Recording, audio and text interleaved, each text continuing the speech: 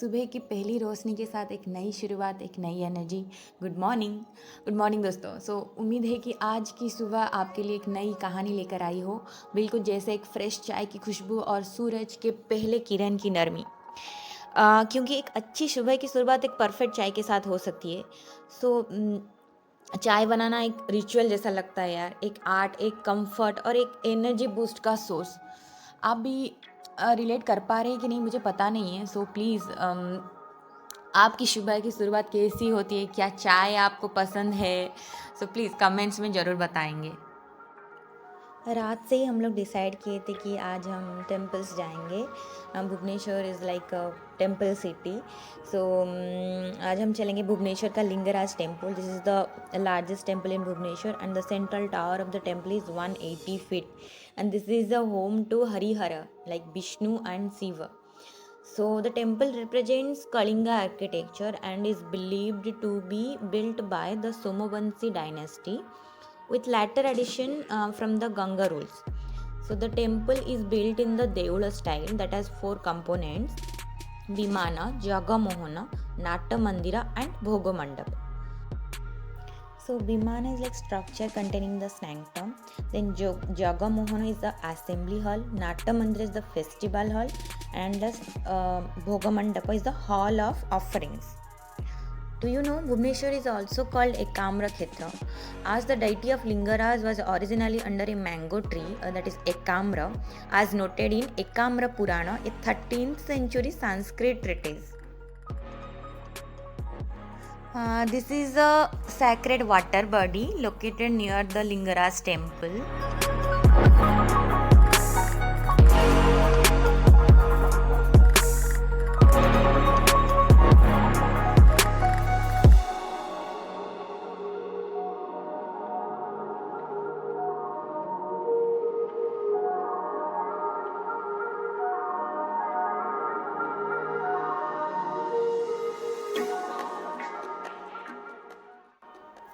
Near to the temple there is like parking plot. So वहाँ ना हम दही वड़ा आलूदम खाए। लाइक तुम ओडिया हो तो तुम समझ सकते हो that feeling. So basically this is a mixture of tangy दही, स्पाइसी आलू करी, गुगुनी मीन्स येलो पीस का करी है, हम लोग उसको गुगुनी बोलते हैं। एंड दही बड़ा मीन्स बड़ा इन दही। So it's like heaven. कोई ओडिया ही इसको रिलेट कर सकता है। इसका स्वाद, इसके हर कंपोनेंट का अलग अलग फ्लेवर्स आता है। दही बड़ा इज़ लाइक उड़द दाल से बनती है, सॉफ्ट बड़ा जो खट्टे दही में सोक्ड होती है, और इसका मसाला एकदम स्पेशल होता है। और आलू दम एक स्पाइसी आलू करी होता है जो एकदम रिच और फ्लेवरफुल होती है और एक ओडिया टच देती है। गुगुनी लाइक द येलो मटर की मसालेदार करी जो डिश को और भी इंटरेस्टिंग बनाती है, एंड ऊपर से टॉप करते हैं इससे चटनी, प्याज और सेव के साथ, जो डिश को एक कंप्लीट पैकेज बना देती है। और दही बड़ा आलूदम सिर्फ एक खाना नहीं है, यह उड़ीसा की संस्कृति का एक हिस्सा है। हर गली में एक अलग स्टाइल, अलग टेस्ट। लेकिन दोस्तों सबसे खास बात है इस डिश का बैलेंस, थोड़ा खट्टा, थोड़ा मीठा और एकदम स्पाइसी। लाइक ये उड़ीसा में चाहे शादियों मेला हो या एक नॉर्मल दिन हो, दही बड़ा आलूदम हमेशा स्पेशल होता है।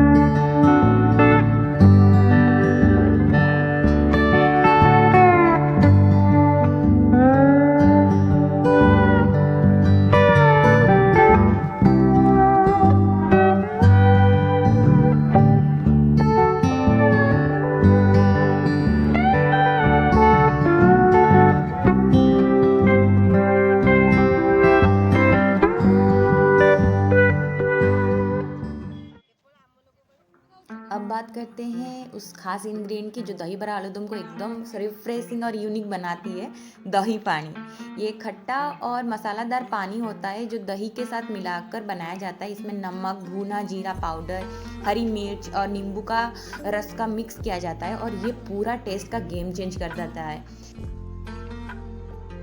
फिर देन हम डिसाइड किए कि हम मुक्तेश्वर टेम्पल जाएंगे, जो कि द वॉकेबल डिस्टेंस है लिंगराज टेम्पल से। सो मुक्तेश्वर मंदिर का निर्माण 1950 का आसपास ही हुआ था और ये एक माइलस्टोन माना जाता है कलिंगा आर्किटेक्चर के इवोल्यूशन में। मुक्तेश्वर का अर्थ है द लॉर्ड ऑफ लिबरेशन और ये मंदिर शिव जी को ही समर्पित है। एंड मंदिर की हर मूर्ति और कार्विंग्स एक कहानी सुनाती है। सो सबसे पहले बात करेंगे कि इसका जो प्रवेश द्वार है जो तोरण कहलाता है, सो ये एक ब्यूटीफुल कार्व्ड आर्किटेक्चर है। सो उड़ीसा के टेम्पल आर्किटेक्चर में एक यूनिक है।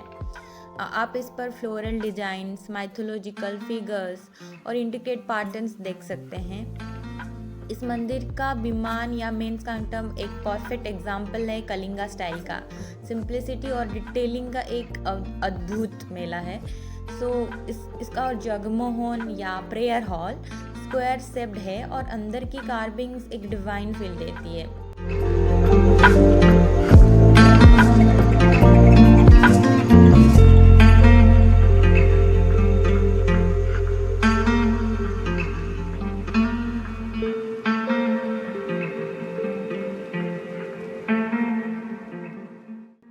देन नेक्स्ट हम गए जस्ट इसी के ही पास में ही है परशुरामेश्वर टेम्पल।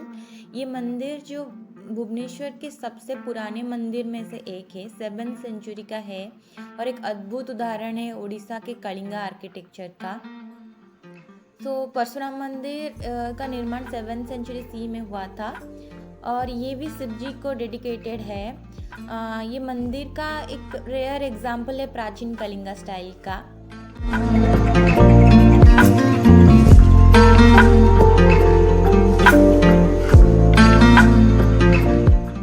इसके बाद हम घर चले आए क्योंकि अगले दिन ही पूजा थी। सो मामा कुछ स्पेशल बना रही थी, दैट इज़ एंडूरी पीठा और कोई हळदी पीठा भी बोलते हैं। सो यहाँ मम्मा ना जो पीठा है उसका फीलिंग बनाने के लिए छेना को अच्छे से निचोड़ रही है, उसमें से जो भी पानी है अच्छे से निकाल रही है।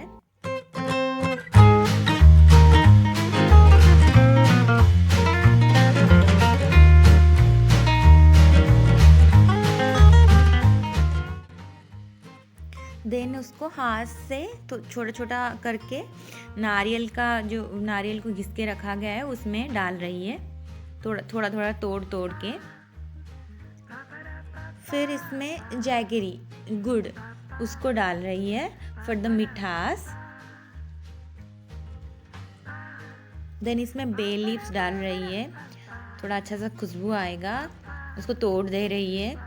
फिर इसमें काली मिर्च उसको कूट के एंड ऑल्सो जिंजर उसको भी कूट के डाल देगी।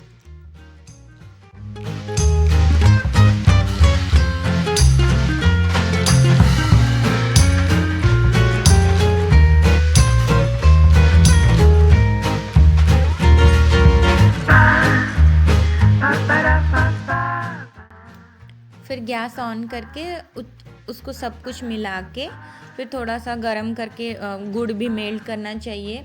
एक अच्छा सा फ्लेवर सब कुछ मिक्स होना चाहिए अच्छे से। तो थोड़े टाइम के लिए उसको गरम करेगी।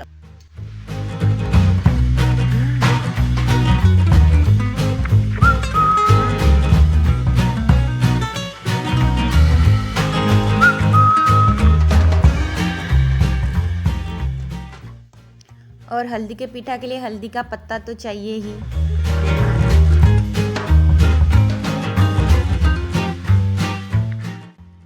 फिर बैटर के लिए हम उड़द दाल की बैटर में राइस फ्लावर मिक्स करेंगे, अच्छे से उसको मिलाएंगे, कोई लम्स नहीं रहे, वो लम्प फ्री बैटर होना चाहिए और सेमी थिक कंसिस्टेंसी होना चाहिए।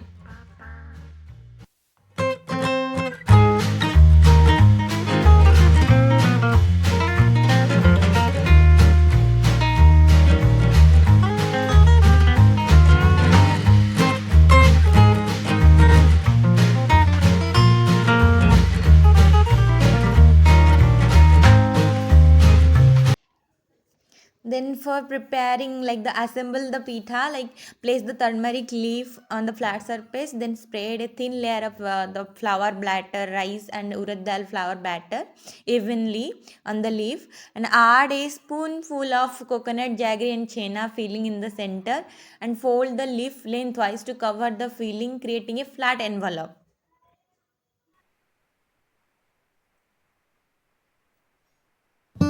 Then just heat water in a steamer or a large pot, and place the prepared pitas in the steamer.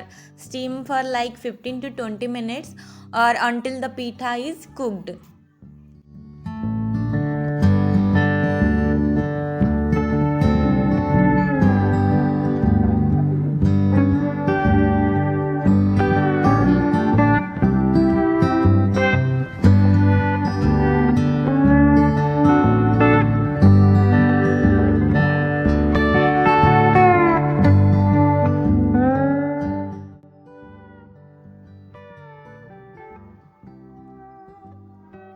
उसी दिन ही हम डिसाइड किए हम केउंझर जाएंगे। फर्स्ट हम गए घटगा तारिणी टेम्पल, वहाँ माँ तारिणी की पूजा करके हम चले गए साना Ghaghara.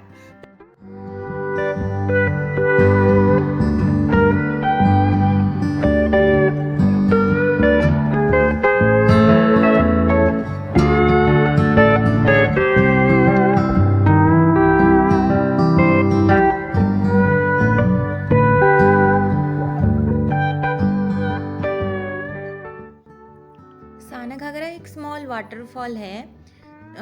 Basically this is good for a picnic spot. अच्छा लगता है, सुंदर सा छोटा सा वाटरफॉल है, you can visit.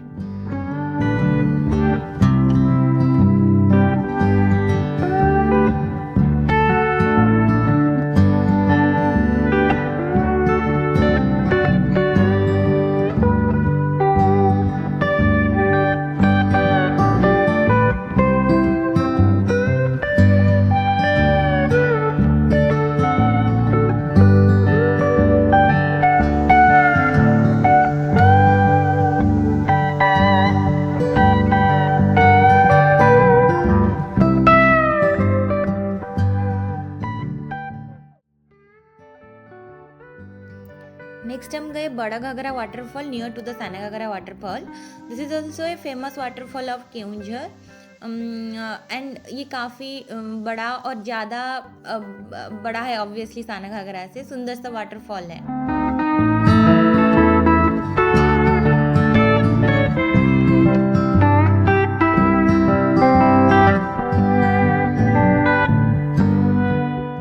Next day फिर मैं लौट आई उड़ीसा छोड़ के। अभी मेरी कर्म क्षेत्र हैदराबाद में आ गई हूँ।